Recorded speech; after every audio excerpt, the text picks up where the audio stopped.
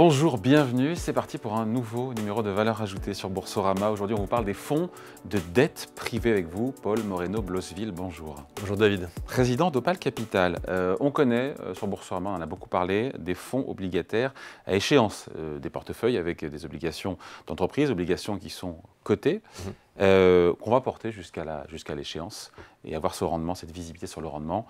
Et que si tout se passe bien, qu'il n'y a pas d'accident de crédit, eh ben on récupère son capital au bout de quelques années. Produits qui connaissent un franc succès. On peut le dire, cette année c'est normal, les taux sont élevés, il faut au moins que ça serve à quelque chose. Quelle différence avec un fonds daté comprenant de la dette privée? C'est le même principe à la base, non? Alors c'est le même principe sur le sous-jacent. On est aussi sur un fonds de crédit. Ici en fait le fait que ce ne soit pas coté apporte à la fois un avantage et un petit inconvénient. L'avantage c'est on peut aller chercher des situations beaucoup plus complexes, beaucoup plus génératrices de plus de rendement.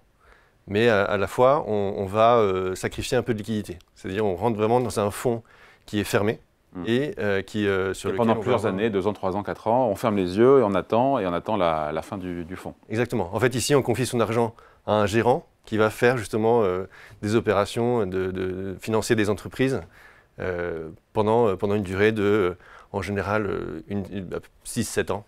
Vous dites des situations d'entreprise plus complexes. Je suis mauvaise langue et je fais exprès. Moi, j'entends plus risqué, si c'est plus complexe. Est-ce que c'est plus risqué? Et donc, comme c'est plus risqué, ça rapporte plus, c'est la théorie financière. Pour un peu plus de performance, il faut accepter un peu plus de risques. Quoique là, le surcroît de performance vient aussi de la moindre liquidité, ça vous l'avez dit. Tout à fait. Je vais peut-être prendre une petite métaphore. Ici, oui. En fait, on est sur un fonds qui a un risque de crédit, c'est-à-dire qu'on va vraiment avoir des protections à la baisse qui sont très intéressantes, qui sont assez rassurantes en ce moment. Et en même temps, on va pouvoir avoir une exposition à la hausse qui donne des rendements de type proche du private equity.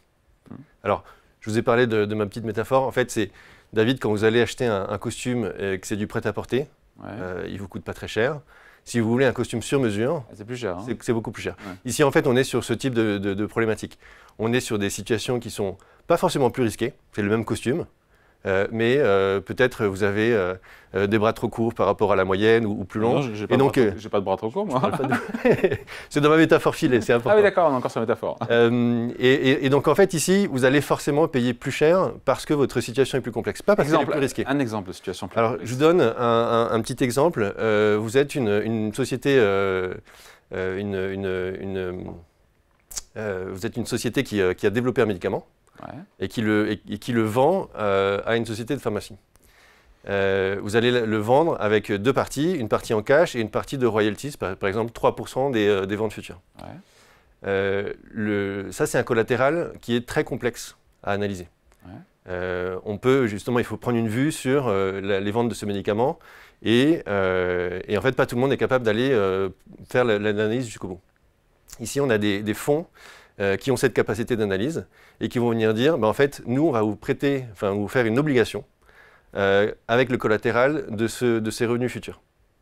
Le collatéral, c'est l'hypothèque, entre guillemets. Je sais pas si oui, c'est les garanties. Les garanties, exactement. Ça, voilà, donc, en fait, ici, on voit bien qu'on n'est pas sur une situation qui est risquée, elle est juste complexe à analyser. Voilà. Et donc comme c'est plus complexe, potentiellement, c'est en fait, ça se de rémunération. En fait, ici, la complexité, elle donne du rendement. Parce que justement, il va y avoir moins de financeurs possibles. Les marchés financiers, c'est beaucoup trop complexe pour eux. Les banques, en ce moment, c'est assez complexe pour eux aussi. Donc en fait, finalement, vous avez de moins en moins de financeurs possibles et en fait, c'est ça qui se paye. Et donc les rendements sont plus élevés que sur des obligations cotées en bourse? Alors, il y a plusieurs segments dans la dette privée. Oui. On a le direct lending, on appelle ça comme ça. On a direct lending, c'est le direct lending, c'est le prêt aux entreprises en direct.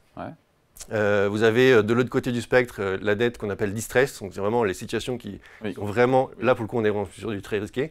Et entre les deux, vous avez ce qu'on appelle les crédits tactiques. Moi je vais vous parler du crédit tactique. Historiquement, c'est des rendements médians de l'ordre de 12%. Ça c'est sur les 30 dernières années. En fait, ce qui est très intéressant, c'est qu'en situation de volatilité économique comme on en connaît maintenant, ces rendements vont venir vraiment être beaucoup plus élevés. Je vous donne 3 exemples. Crise de la bulle tech, donc l'éclatement de la bulle tech. On est passé de 12% de rendement à plutôt 15 à 22. La crise financière de 2008, on est passé de 12% à plutôt 13-14%.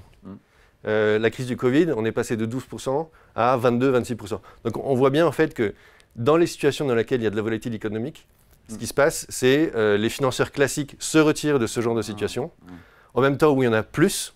Et donc en fait, c'est là où c'est très intéressant, c'est vous avez effectivement un niveau de risque à rémunérer, mais ce n'est pas la seule chose qui se rémunère, c'est aussi la complexité, comme j'ai dit, et aussi le déficit de financeurs par rapport aux besoins à financer. Ouais. Pardon, il faut que je pose la question. Quel pourcentage de défauts on a sur ces sociétés de non-cotées à qui on a fait du crédit tactique? Alors ça, c'est une très bonne question, et en fait, ça dépend de l'expertise du fonds en question. Vous avez des fonds excellents, et nous, on en a parlé avec à peu près 60 d'entre eux.